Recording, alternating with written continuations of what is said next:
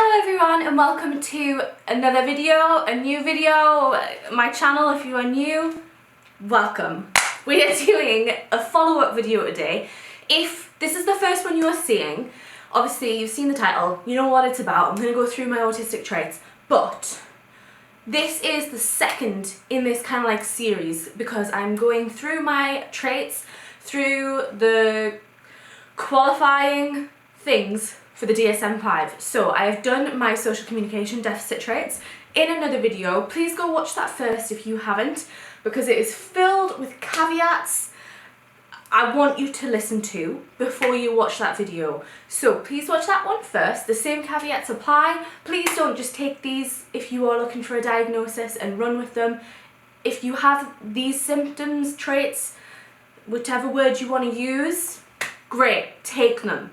But if you honestly don't have these traits, don't use them. So I'm going to assume that you've watched that first video from now on, you've listened to the caveats, etc. We are going to go through the second category of my list today and do restricted patterns of behaviour. And like I know I've said go through, like, listen to the caveats, but I just want to say it again, this is an exhaustive list. There might be more that I haven't realised is my restricted behaviour, and there might be ones that I'm forgetting. So this isn't all of them, this is just some of them, the majority, whatever. Also, some of these might be ADHD, so we're just going to run through them, and I'm going to remind myself that I've asked you to go look at the caveats. So let's get going straight away, because again, I'm worried about how long this video is going to be. So if there are plans in the day, I can't really focus on anything else and I panic about being late/unprepared. I kind of feel like these are two separate things. So with the if there are plans in the day, I can't really focus on anything else, is if there is, I don't know, a good one that I have in my head is like a phone call. So if I know like a doctor is ringing me back, especially if I don't know what time they're ringing me back. With my doctor surgery, that's how it works a lot of the time, in that you are just told that a doctor will ring you at some point during the day. I can't do anything because I'm constantly like on edge waiting for it to happen. And I know a lot of neurotypical people get that as well, but it's literally, it's not just around the time, it's the whole day. And if I have plans, so moving away from that example, and say if I'm going out for tea with someone in the evening, my whole day is about that. Like I can't have two plans in one day, so I wouldn't plan something before that meal because I just can't get my brain to not focus on the original plan. So, and also I panic about being late unprepared. I always do this. A really good example of this is trains. So when I used to get the train pretty much every week, every 2 weeks for coming back home from university, I would run, like I would like be in a sweat of getting to the train station on time. I was convinced that I was going to get there and miss my train. I would, even though I made this trip once every 2 weeks, I would still be like to the station. I'd be stressed, I'd be like shouting at people in my head to get out of the way, and I'd still get there 20 minutes early. I just panic about being late, but then my ADHD makes me late for everything, so there's conflictions. Find it really hard to ignore research-backed what do I mean here? Oh, info. Find it really hard to ignore research-backed information, and will try my hardest to not do things that aren't. So this is, I think I've figured out since, like, this is literally in the last like month or so, that I think this is my detail orientated mind. So autistic people have a detail focused orientated mind, and we really struggle to not focus on small details. We find it hard to see the bigger picture, and I think that's what this is. So if there is research, specifically research backed, if it's just anecdotally backed, it's not as strong in me, but if it's research backed, I will focus on that small bit of data and I won't go against it. So the example I've got here is form. So in the gym. So if I've like, obviously there's like research in the form and the way you best like perform exercises. I really struggle to not do form correctly because I kind of catastrophize, but I also think, well, I'm not gonna put on muscle if I don't do it correctly. And also other stuff, let's think of another example. Food, like when I was doing nutrition and being a lot more like focused on my nutrition, I try and like perfectly optimize my eating patterns for what was best research backed, and I really struggle to not do that. I think I'll come into that in a second or at some point in this list, but I will really judge other people for not doing it that way, and no matter if people tell me to do it a different way, I'll be like, but research says otherwise, so this is how I'm doing it. And I just won't, like if there's been something that's research has proven isn't efficient, I will do my utmost to never ever do that thing. It's like hobbies. I struggle with hobbies. I can't do hobbies because I don't find them productive. So it's things like that. Next one, find it really hard to let go of things. Example, people doing something bad. Also, I'm sorry if you feel like some of these points fit into the other section better. It's just I put them where I felt they were best suited. So find it really hard to let go of things. I think this is a common one for a lot of people, and it's the type of thing where, I'll use the example that I put there, if someone does something that I don't like, I will not forget it. I'll not forget it, and I no longer want to be friends with that person. And this shows very much because I am estranged from quite a lot of my family because I don't like the way that they do things, and I am not willing to forgive it. I can't let go of things, and it's the same with friends, family, like teachers, like anything. And it's not just like relationships. I just can't let go of things, even in like media. If I don't know, if they've said something, oh yeah, so like if there's like in like continuity errors within shows, I can't let them go. Like I don't know, like in Friends, I know there's a continuity error with like Ross's birthday, and that really stresses me out because I can't let go of the fact that they said his birthday was something in season 2 and then said it was completely different in season 8. I can't let things go. I will remember them, and I don't like things that I don't like, and I will not forgive, which is stressful, but I can't get my brain to do it. Get frustrated very easily. I think this is an emotional thing. I can't control my emotions very well, and frustration just rises in me very easily in so many different aspects, in terms of like people, Oakley, physical things. I get overloaded very easy, but frustration just seems to come very quickly. It doesn't take much for me to get angry. And when I say angry, I don't know if it's the correct emotion for what neurotypical people have, because like I say, I don't know where I've put that in about my emotions. I think I might have talked about it in the last thing, but I don't really understand what my emotions are, and I don't know if what I mean as anger is what neurotypical mean as anger, but I just get really like, and I get like a rising like tension in my chest. I don't really act on it because I've been raised female, so I don't act on it, but I definitely have that feeling. If I'm running off my normal timings, I get rushed and panicked even if there is nothing going on I need to go to. So my ADHD and my autism conflict in terms of my daily routine, but I do have a daily routine. I just don't like to tell myself I have a daily routine. And they normally happen around the same time. When I am in a good routine, I have like a time frame that I normally do things by. So say I'm normally, I don't know, back from the gym between 12:30 and 1. If I am not back from the gym within that time frame, I get very stressed for no reason. Even if it does not have a consequence, then I am not back for that time, I will feel rushed regardless. Like I will just suddenly feel I need to get going quicker, I need to do this quicker, even if there is no consequence in the world, I will still feel rushed and stressed and really like anxious. So I hate it. My ADHD's just like in my head, I'm just like, but then my body's just like, so there's conflicts again, but I do have that. Auditory processing thing, I'm pretty confident this is ADHD, I'll explain it anyway, but in speech, I can't really differentiate between words and what people are saying. There was a really viral sound that went out on TikTok where it said this is what it feels like to have ADHD, and it was an auditory processing thing. So for example, I have to have subtitles on the TV because the words literally just blend and I can't understand what words are being said sometimes, a lot of the times.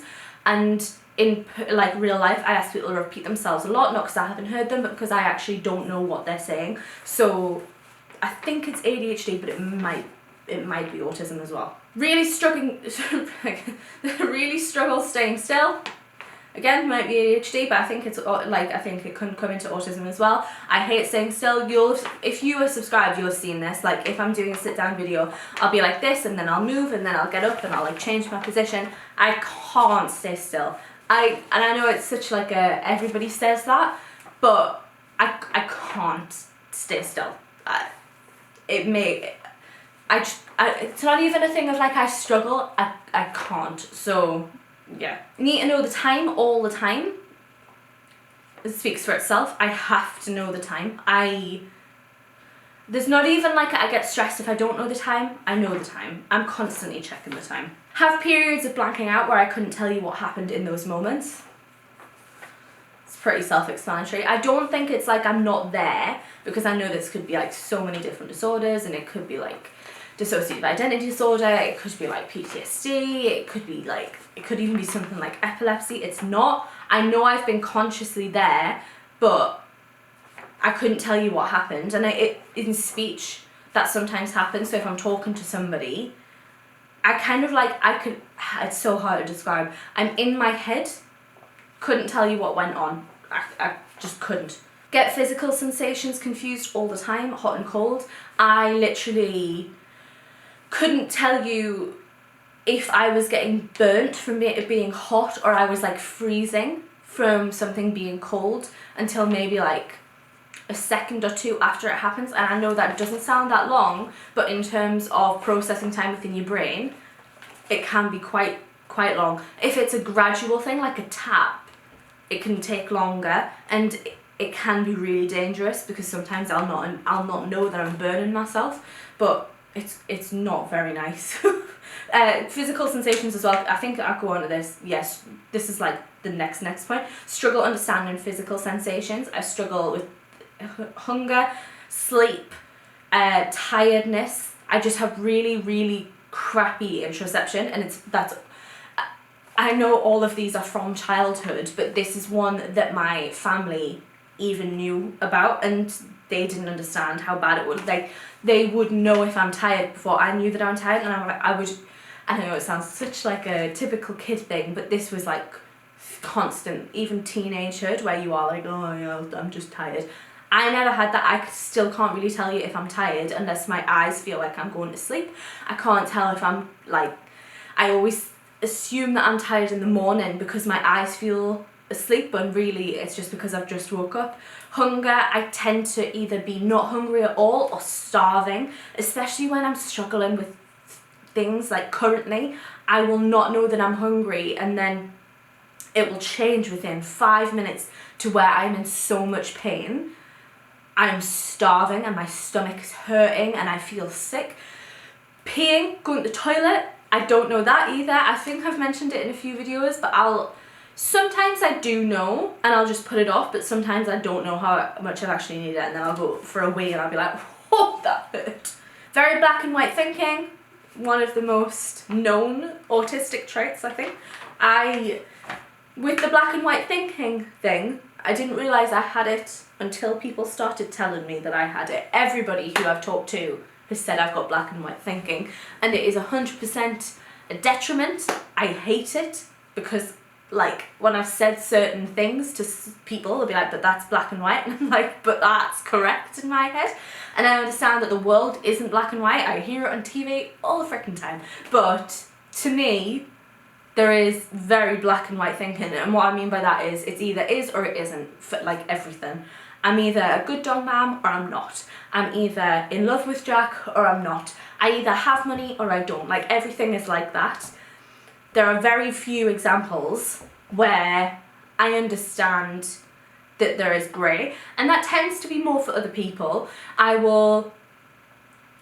I don't know, because there's the trained side of me and the masking side of me, and then the actual me, because it's so hard to understand what I actually think, because I was going to say for other people I'm not, and I do see the grey, but I think deep down I still do have the black and white thinking. Like, I'll say what I know I'm supposed to say to them, but then in my head I'm like, it still is or it isn't though. So yeah, it's not very fun. Struggle doing new things, like struggle doing new things, autism. But here are some examples. Listening to new music or new shows, tend to stick to the same things. Yeah, that tends to be my struggle. Well, there's everything with struggle and new things, but I see it most in media I consume. I listen to the same music. It is very, very rare that I listen to new stuff, and it tends to be when I haven't had a choice, or if it's some band or singer that I'm very, very passionate about, like Fall Out Boy, Hosier, Taylor Swift. I still struggle to listen to new stuff because I like her old music, but Hosier and Fall Out Boy, I will listen to their new music because I love them so much. So there are like 2 or 3 exceptions to that, but if I listen to new music, it's normally because I'm made to. Same with TV shows and movies, unless I'm like, oh, I really want to see that. But they're the ones that I tend to see it most in, but it's everything. I struggle to do new things with everything. Some noises, sounds, taste are an absolute no-go for me.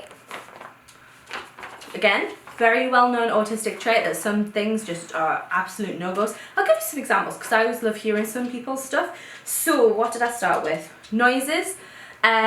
Really stereotypical ones, but like I do have to nails on a chalkboard.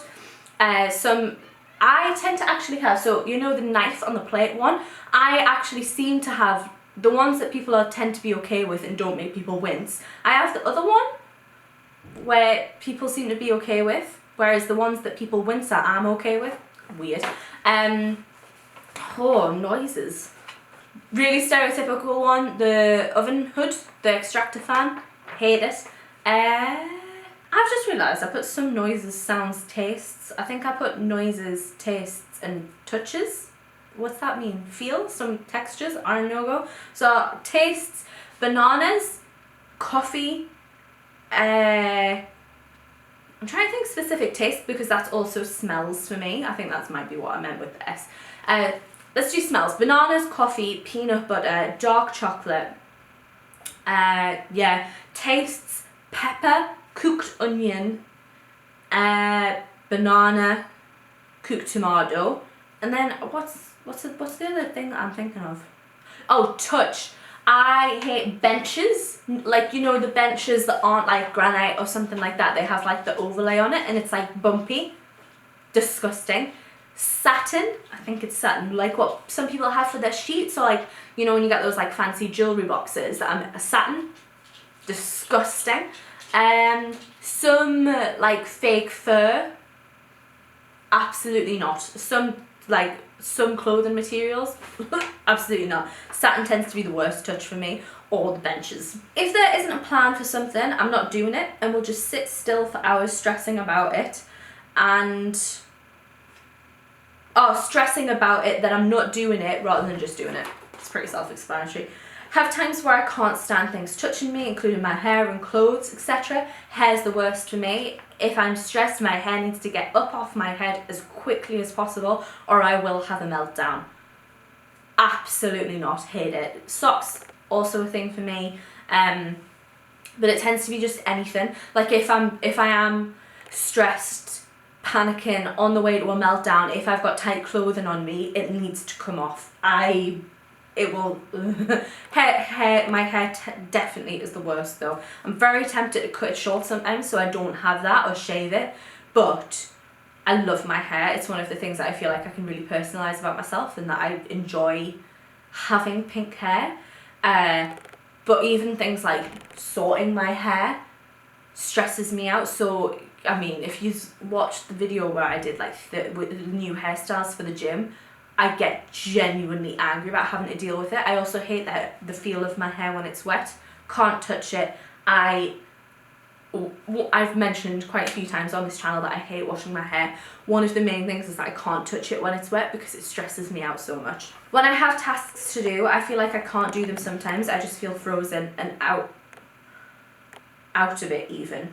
Oh, out of it. Oh God, I can't read today. And out of it, even though I'm trying to tell myself to get up and do them. Pretty confident that's ADHD and not choice paralysis, but that I just can't get up. I can't really imagine my future or know what I want from it. I really, really struggle seeing the future, and when I think about other people's lives and like what other people want for their future, really, really freaks me out. I get very, very scared and feel like crying. Used to eat the same foods as a child. Restricted pattern of behaviour. I ate the same thing, wouldn't try new things, and a lot of foods were just like absolutely not. Okay, so I've got personal hygiene issues. I don't want to go into this completely, but main things are can't wash my hair properly. Can't wash my hair properly because I hate the feeling of wet hair. I used to not be able to put my face under the water. I didn't start doing that until I went to university. So when I was 20, I couldn't put my face under the water of a shower. Yeah, and I don't shower as much as I should. That's it. I haven't hidden anything there, so I don't know why I said I wouldn't say everything. If I find a song I like, I tend to get obsessed with it. I will listen to it over and over and over again until it makes me feel sick. Biggest things that I've done with that was the Greatest Showman soundtrack. I'm doing it currently with the new Fall Out Boy song. I do it with every single new song because I don't listen to new music a lot.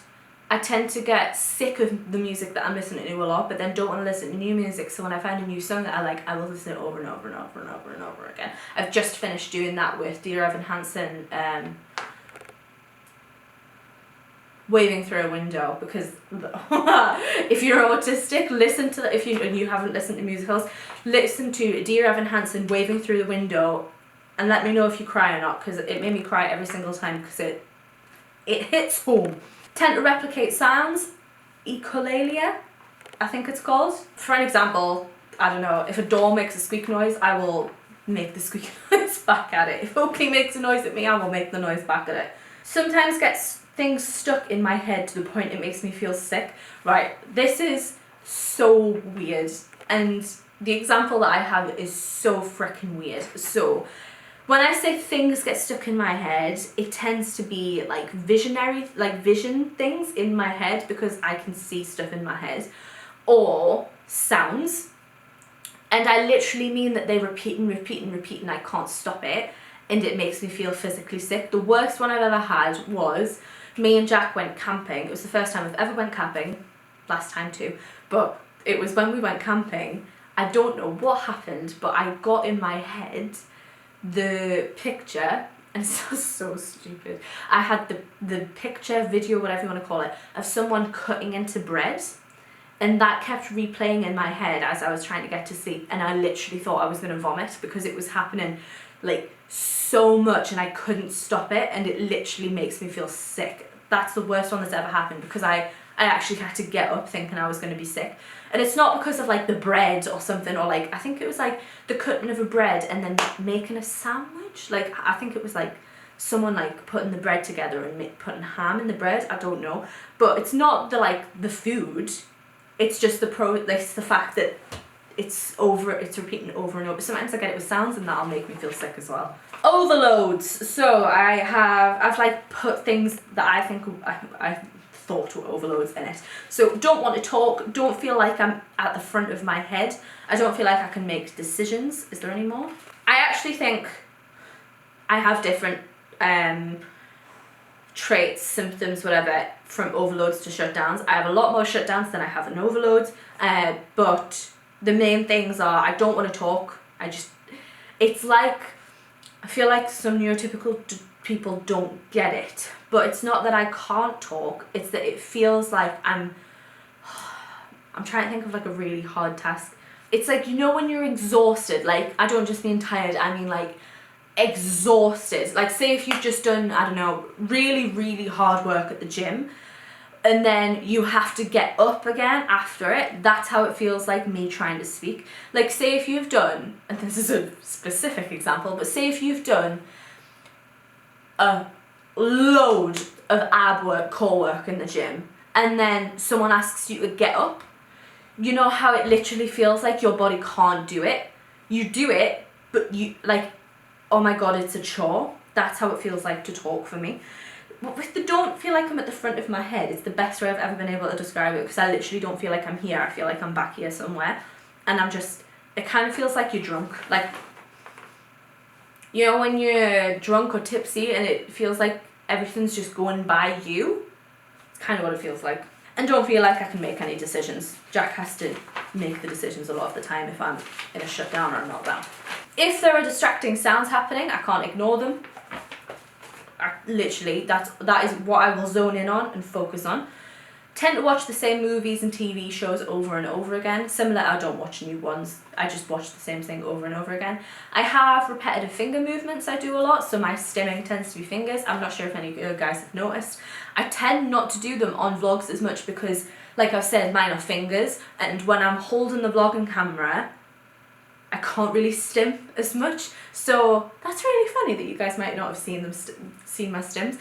And I didn't realise that I did it that much until I learned about stimming, and then I started noticing it more, and I was like, ah, okay. And I know that I'm not faking it and that I'm not making it up, and I've started doing it once I learned what stimming was, because when I was going through the questionnaire, with my mama about repetitive stuff, and it was like, do you do any repetitive motions? She said, your finger thing, and she was like, you're doing it now? And I looked down and I was doing it, so I do this. And it's not just a tap thing. I like pull the skin away from my nails, and I'll just sit and do this. I also do the shaken one a lot. This is so funny that you guys won't have seen them as much. I do the shaken one a lot. I'll jump up and down on the spot. If I'm overloaded, I tend to do this a lot. This would be better if Jack was here, because there's some ones that I do a lot that I don't notice that I do a lot. Like I said, I only noticed that one once I started learning about stimming, but this is my main one. Oh, and like that, when I'm trying to, that's what, normally when I'm in the kitchen, this one comes out. Have physical repetitive motions that I do if there is a physical sensation I don't like. That's it. I can bring it on because I can think of something that I don't like and I'll automatically do it, but it tends to be that. Very low pain threshold. If I'm on pain, I can't focus on anything else. My pain tolerance, I have discovered, isn't the same as everybody else's. I had in my head that my pain tolerance was excellent. It is not. My mum has told me that when I was a kid, if I used to get a splinter, it would be the end of the world. And I was like, yeah, my pain tolerance is fine. And my mum was just like, Sarah, we used to have to calm you down before we could even touch where your splinter was. It's just like, yeah, that sounds like me. But I can't focus on anything else. Like, if I don't understand how people do it when they're hungry, so because I don't understand hunger, I just use physical sensations of pain, and I don't understand how people can do stuff when they're hungry, because the pain that I have when I'm hungry, that is all that I'm thinking about. I can't focus on anything else. It's just the pain. And last one for this category is huge hypersensitivity to motion. So you guys have probably heard that people with autism can have hypersensitivity to stuff. My main one is motion. I do have it for hearing as well. But motion is really, really bad. Like, I can't even turn my head quickly because it will make my head, I don't know how to describe it. It kind of feels like, you know, if you like fall backwards, or if you feel like you're gonna faint, where like it feels like the blood from your head's gone. That's kind of what it feels like for me. So like I have to drive the car. I can't do roller coasters or like fast moving things. I can't even do some movements at the gym. Motion is just, I'm very, very sensitive to it. So I actually have another category, and I'm not going to do a separate video because there is not that many points, and I put it as miscellaneous because, like I say, I think I'm pretty confident I have ADHD as well as autism, and going into this I literally like wrote down everything, and then the ones that I couldn't fit into the 2 DSM-5 categories for autism, I literally just put miscellaneous. So I haven't read this before I've started this video, so these might all be ADHD traits, but they might also just be autism traits that I didn't know would fit into which category. So let's go through the miscellaneous traits. I get really excited in the lead up to things, then not that bothered when they happen. So I'm more excited for the planning of something, I get so excited for it, and then when it happens it doesn't really feel like a big deal to me. Sometimes it feels like I just have no energy at all, like it feels hard to move and happens randomly, like it'll feel like I can't get up, I can't like move myself off the settee. It could be that I don't want to get out of the car, I will literally just want to sit there. Happens in the morning a lot. Get a lot of intrusive thoughts. Sometimes I worry about not being able to control physical stuff. I'm being vulnerable on this one, so be nice about it. So like sometimes when I need a wee, I feel like I could easily wet myself if I just forgot to hold it. This was mentioned in my appointment, and the lovely lady who did my assessment, she thinks that's just me overthinking, like it's my autism overthinking stuff. So it will literally just be like, so right now I need a wee, and I do worry that I'm just going to wet myself. Like I'm worried that my brain's just going to forget to hold it and I'm just going to wet myself. Wetting myself tends to be the biggest one, like the biggest physical thing that I worry about. But she has said to me she thinks that it's just me overthinking everything, so I'm hoping that's what that is. I feel like I genuinely have no idea how to get through life. Do I explain this one? Because it's a bit of a deep one. I feel like I'm going to have to because it doesn't really make any sense. I don't know how to live the rest of my life the way I am now, and I don't know how everyone does it. And this is one of the things that I knew I wasn't the same as everyone else. And I've described it to people before in saying that I know that something's wrong because if everybody was like me, nothing would get done. Like, society wouldn't have evolved if everyone was like me. I know it for a fact, because I don't know how to get through life. I genuinely have no idea how people are doing this and how people are going through and enjoying their life.